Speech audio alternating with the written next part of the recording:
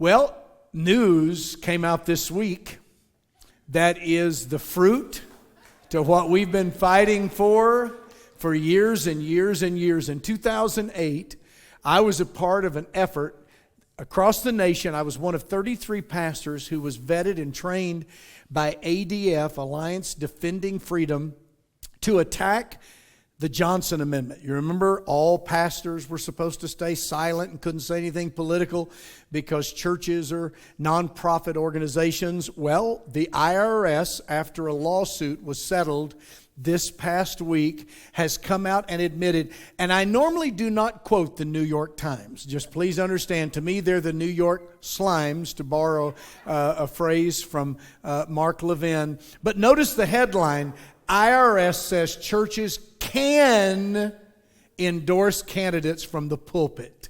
In a court filing, the tax agency said a decades-old ban on campaigning by tax-exempt groups should not apply to houses of worship speaking their political convictions. And that's something we already knew. And so we've been ignoring that for years and years and years. I had someone tell me this week, well, now maybe pastors will begin to speak out. And I said, I hope that's true. But it's a little bit sad that it took the government giving them permission to speak out. Why not speak out to begin with? Now, the court case that was brought before the federal court system to ultimately say what we already knew was actually led by Michael Farris. Michael Farris was the founder of the Homeschool Legal Defense Association. He helped found the Patrick Henry College. He was the CEO and General Counsel of Alliance Defending Freedom from 2017 to 2022.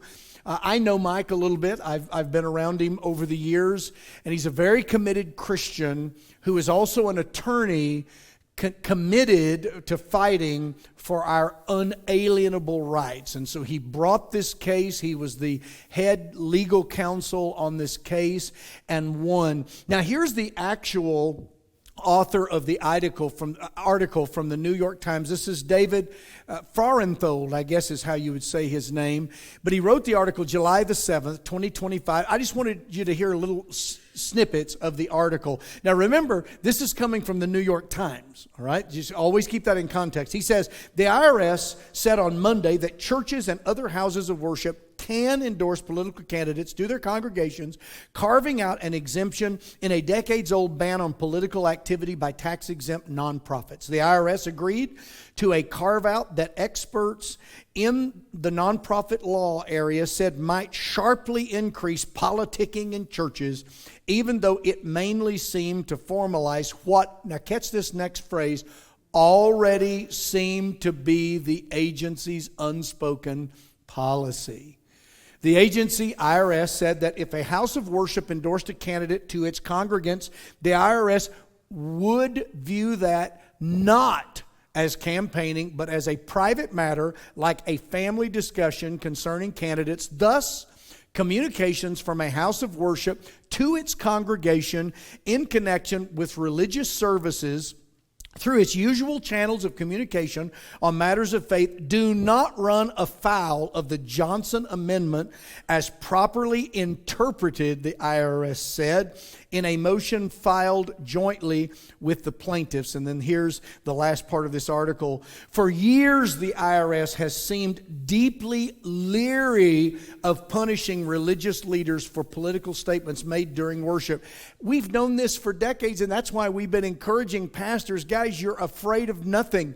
You're allowing the left to silence you and to censor you. This is why we travel all over the country doing these Liberty Pastors camps, trying to train the pastors. Don't believe this separation of church nonsense and this IRS, we're going to get you, paper tiger warning and how you're going to lose your tax exempt status. It was always a ruse from the very beginning. The IRS knew that they couldn't limit what pastors can say.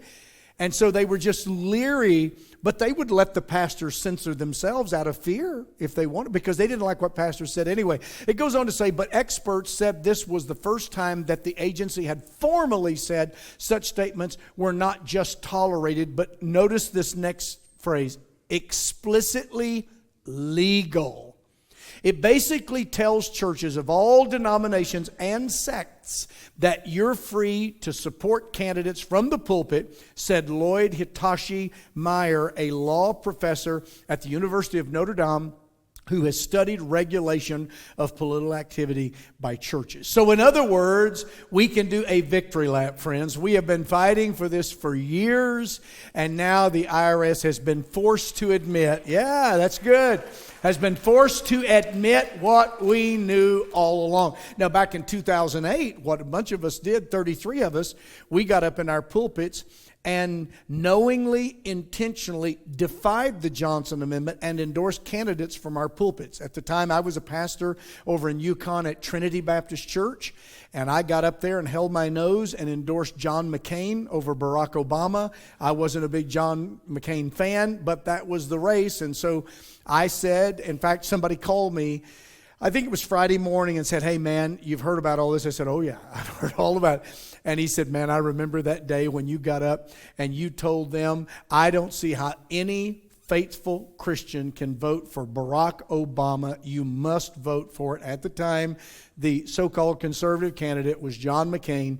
And he said, man, I was just filled with excitement that my pastor and our church would take that kind of a stand. Of course, back then, we were being threatened with lawsuit. And so ADF, that Michael Farris ended up being the head of at that time.